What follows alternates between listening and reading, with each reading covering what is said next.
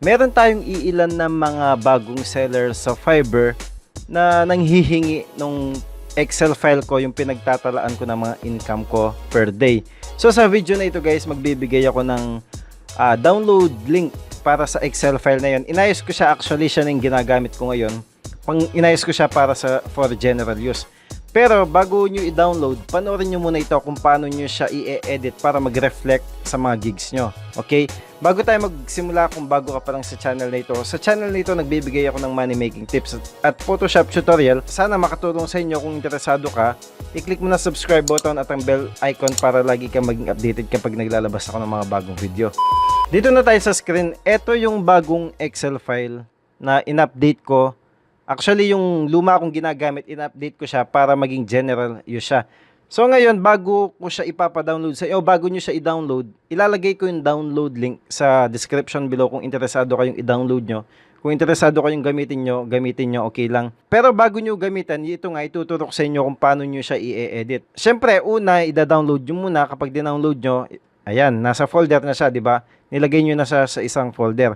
Ang susunod na gagawin nyo guys is, i-double click nyo yan para ma-open siya, okay? Ako din-double click ko na-open na siya, ito. Tapos, ang susunod na gagawin nyo, ang papalitan nyo lang ito, ilalagay nyo lahat ng gigs nyo sa mga yan. For example, ako, ang gig ko una is Photoshop, yan. Okay? Photoshop. Meron din akong gig for Amazon. Meron din akong gig for vintage logo. Hindi ko na isasali yung gig ko. Meron din akong gig sa YouTube, thumbnail. Yan. Hindi ko na isasali yung gig ko for tip. Kasi nakalagay na dito. Eto, nilagay ko na. Binukod ko na siya. So, yan ang unang gagawin nyo guys. Tapos, isasave nyo, Ctrl S. Okay? Tapos, i-close nyo yan. Okay? Kinlose nyo na. Gagawa kayong copy ngayon. Kung paano nyo siya gagamitin. Gagawa kayo ng copy. Example, Control, tapos C, tapos Control V, victory, yan. Kayo nang bala saan yung folder ilalagay guys. I-rename nyo lang yan kung anong month ngayon, halimbawa ngayon, April 2020, yan na. Itong isang to guys, huwag yung pakialaman to, kasi ito yung original copy nyo, para pagkatapos ng isang buwan nung April, pagdating ng May, ay kakopy nyo lang ulit yung original, tapos, i-rename nyo lang ng May 2020. Yan. Okay? For example, dito na tayo sa May. Ito ng May yung o-open natin, okay? Yan, nabuksan siya. Ngayon, ang gagawin nyo dito, pagkabukas nyo, papalitan nyo yung date dito sa itaas, guys, okay? Nagre-record pa yung video natin. Check ko muna, baka hindi nagre-record. May time kasi guys na nag-video ko tapos hindi pa lang nagre-record, nasasayang. Yung volume natin, tingnan natin. Okay. Tapos, ito yung unang papalitan nyo, date.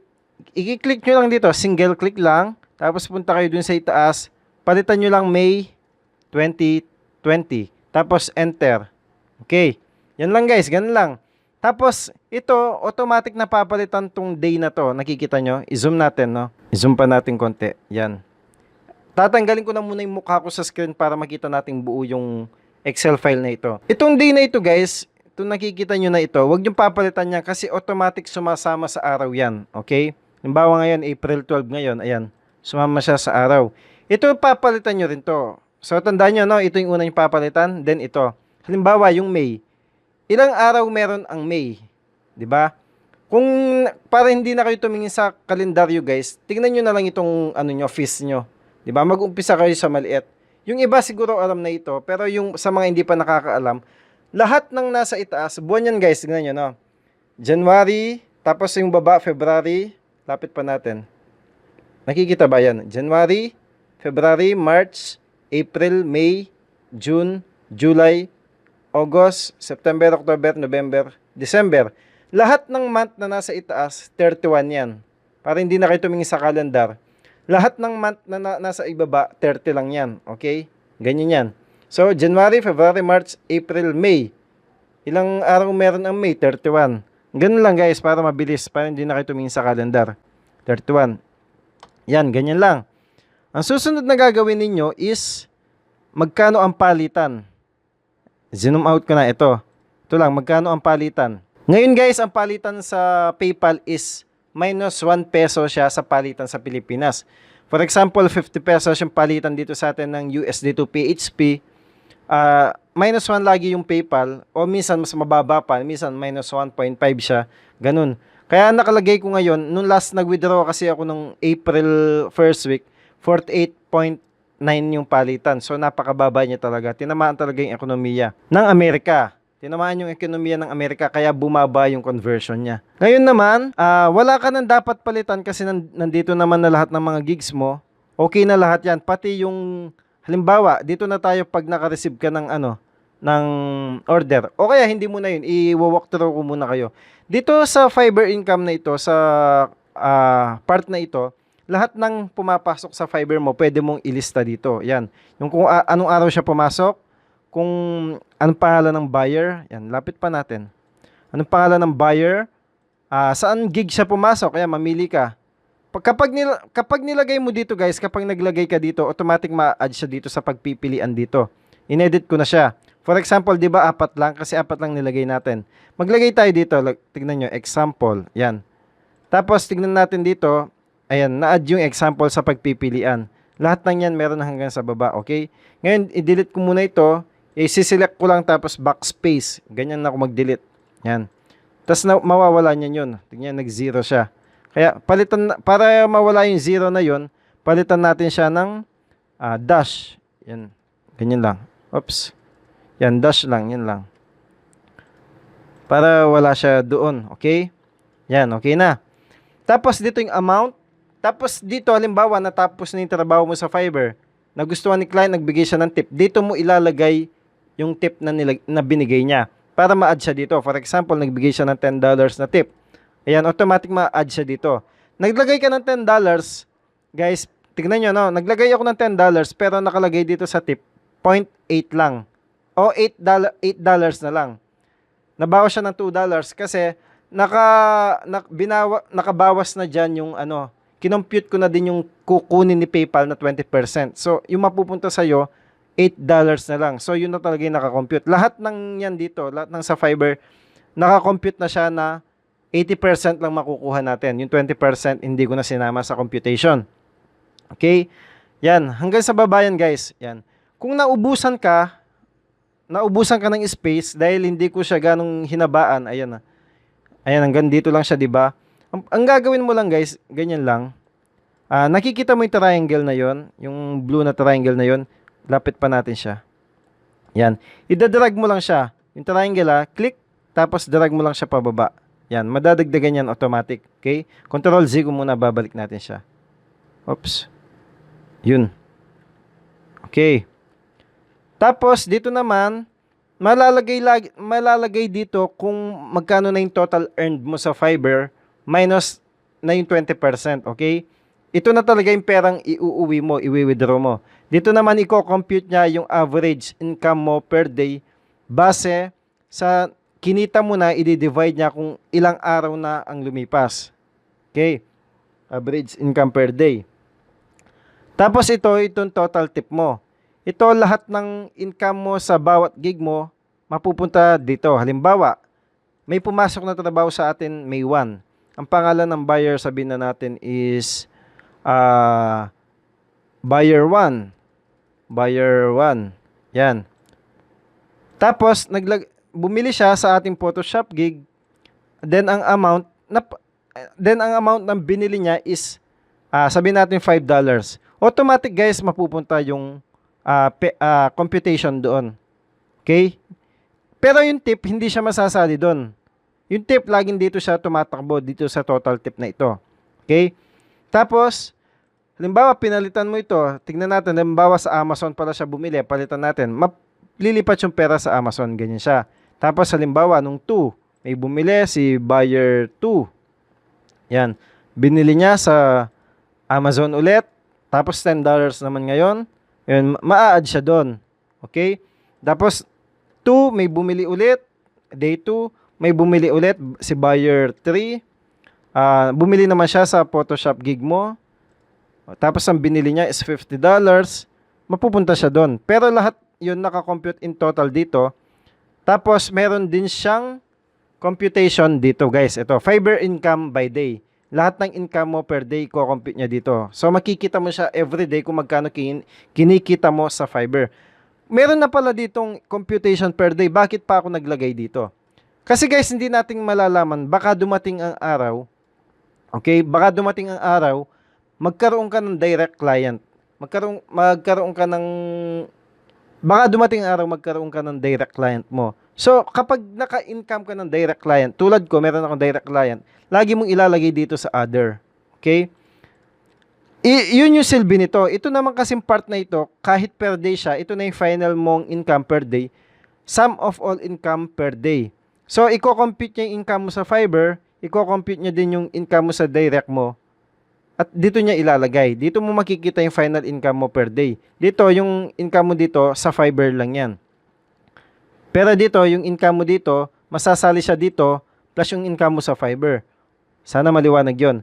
For example, lagyan natin guys, tignan nyo, no? Tignan nyo, 12 lang ito, $12. Tapos ito, $12 din, kasi Fiverr lang yan. Maglalagay ako ng 1, halimbawa may pumasok. Si buyer 4, direct income yan. Naglagay siya ng order sa'yo na $20. Yan. Na-add siya dun, guys. Tignan nyo, naging 32. Pero dito sa baba, hindi siya ma-add. Kasi sa Fiverr nga lang ito. Ito lang kino-compute niya nandito sa column na ito o sa part na ito. Tanggalin muna natin to. Yan. Ang next naman is, ayun nga, pinaliwanag ko na ito. Kung madami ka ng direct client, pwede mong i-drop down dito sa baba. Tapos ito naman, conversion, lagi mong papalitan to. Halimbawa, gusto mong palitan to guys, click mo yan, pumunta ka dito sa taas dito. Yan, nakita mo dito ka lagi magpapalit ng text. Tapos halimbawa, 50. Tapos enter mo lang. Yan, 50. Dito guys, makikita mo naman dito sa baba dito, kung magkano yung kinita mo sa Fiverr, in dollar. Actually, meron na siya dito, di ba? Yan, in dollar. Pero dito kasi mga summarize para mas mabilisan. Mahilig ako sa komplikadong computation. Dito, i-compute niya kung magkano na yung kinita mo in peso. Yan, in peso.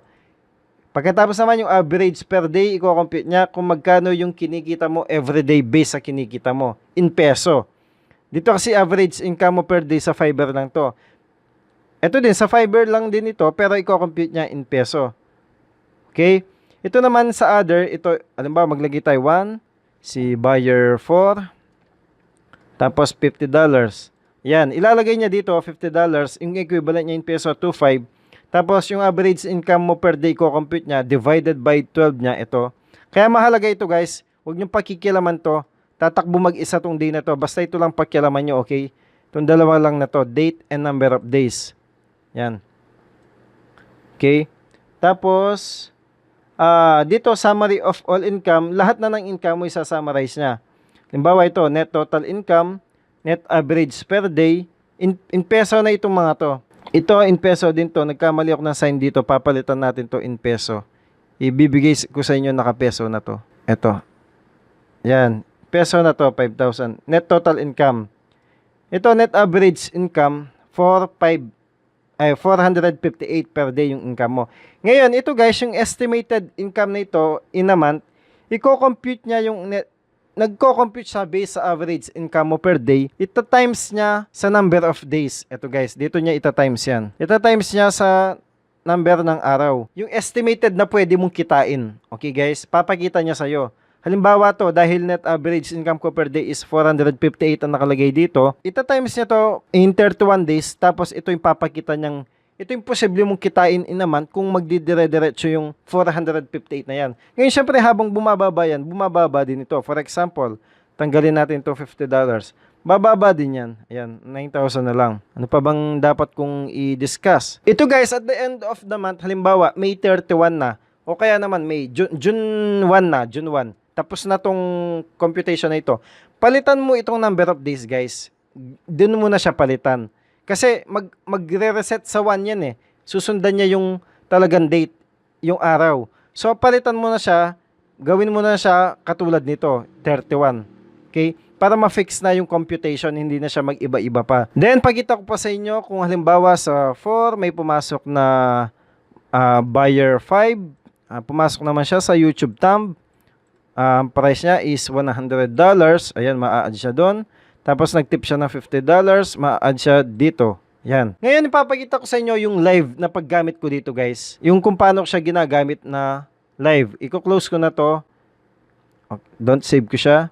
Yan. Ito yung computation ko April 2020. Take note, guys, April 12 pa lang ngayon. Meron pa akong ilang araw para kumita sa Fiverr. Ito na yung kinita ko sa Fiverr. Okay? Yan. Hanggang doon na siya sa baba. Yan. In-extend ko na siya kasi kulang na. As of now, guys, April 12, meron na akong tip na $81. Yung income ko na $592. Average income ko per day is 49.4. Ayan. Yung income ko sa Photoshop, $487. Sa Amazon, $12. Sa YouTube ko, $8. Sa YouTube thumbnail yan, guys. Hindi sa YouTube income. Hindi ko na ipapakita yung YouTube income ko. Tapos dito naman sa direct, ito pala, average income per day mo sa Fiverr and mako-compute din.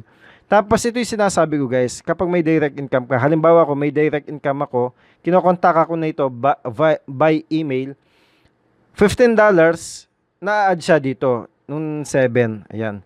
Kung tatanggalin ko to, pakita ko lang sa inyo, 51 magiging 36 lang yan. Ayan. 15. Ayan. Tapos yan, nilagay ko yung conversion ko 49. Yung average income ko, dito na tayo, naipaliwanag ko naman na sa inyo yung mga to, di ba? Dito na tayo, tingnan nyo, guys, yung other ko. Dahil 735 lang yun kung i-convert mo yung $15. 15 times 49, 735 divided by 12. Ito yung average income ko per day sa direct income ko. 61 pesos lang. Pero yung average income ko per day sa Fiverr is 2,400. Ngayon, yung summary of all income ko, kung magtutuloy-tuloy, ito, na-compute na agad yung, yung income ko per day, average income ko per day as of now sa kita ko ngayon. Kung magtutuloy-tuloy yun, yung income ko posibleng maging 74,000 siya. Pero hindi nagkakaganon, guys. Usually bababayan magiging 16 na lang yun o 50 at the end of the month kapag ganyan lang ang income ko per day. So yun, guys, hanggang dun lang yung may papaliwanag ko. Sana makatulong sa inyo itong Excel file na ito sa mga bagong seller na nagkakaroon na ng client na nag-request nito. Sana makatulong sa inyo. Ilalagay ko yung download link sa description below. Tignan nyo na lang. Download nyo na lang kung gusto nyo i-download. Hanggang dito na muna ang video na ito, guys. Thank you for watching. I'll see you soon in my next video. Bye-bye.